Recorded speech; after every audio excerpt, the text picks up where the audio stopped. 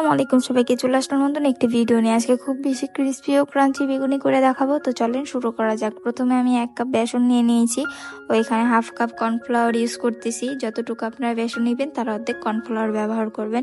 এখানে নিয়ে নিয়েছি খাবার সোডা 1/2 চা চামচের মতো। এগুলো সব উপকরণ এখন চেলে নিতে হবে। সব উপকরণগুলোকে চেলে নিলে খুব বেশি ভালো আসবে রেজাল্টটা, ব্যাটারটা খুব বেশি ভালো হবে। আপনারা সোডাটা তখনই ইউজ করবেন যখন কিনা বেগুনিটা মেক করবেন।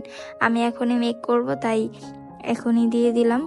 আপনারা যদি রেস্টে রাখেন তাহলে যখন ভাজবেন তার আগ মুহূর্তে দিয়ে দিবেন। এখন দিয়ে দিলাম 1 চা চামচের মতো মরিচ, পরিমাণ মতো লবণ ও 1 চা চামচ হলুদ গুঁড়া। ভালোভাবে মিশিয়ে নিয়ে এখন একটু একটু করে পানি দিয়ে আবার একটা ব্যাটার করে নেব।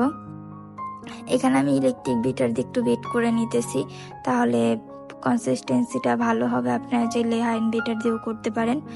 দেখতেই পারতেছেন আমার বেটারটা খুব বেশি স্মুথ হয়েছে আর খুব বেশি সুন্দর হয়েছে। আপনাদের বোঝার সুবিধাতে একটা আঙ্গুল ডুবিয়ে দিলাম, ঠিক এরকমই হবে। তো আমি এখানে প্যানে তেল বসিয়ে দিয়েছি ও এখানে বেগুনিতে একটু লবণ ও মরিচ দিয়ে মাখিয়ে রেখেছিলাম। আপনারা দেখতেই পারতেছেন আমি একটা বেগুনি দিয়েই তারপর আবার তেলটা এর মধ্যে উঠিয়ে দিচ্ছি। বেগুনিটা আসলে এভাবেই ভাজতে হয়, তাহলে খুব বেশি ফুলকো ফুলকো হয়। দেখতেই পারতেছেন আমি একসাথে সবগুলো দিইনি, একটা একটা করে দিয়ে তারপর ভেজে নিতেছি একটা একটা করে। তো এভাবে দিলে খুব বেশি ক্রিস্পি ও ক্রাঞ্চি হবে। তো আজকে এই পর্যন্তই। আমার ভিডিওটি ভালো লাগলে লাইক, কমেন্ট, শেয়ার করবেন। চ্যানেলটিকে সাবস্ক্রাইব করে পাশেই থাকবেন। টাটা।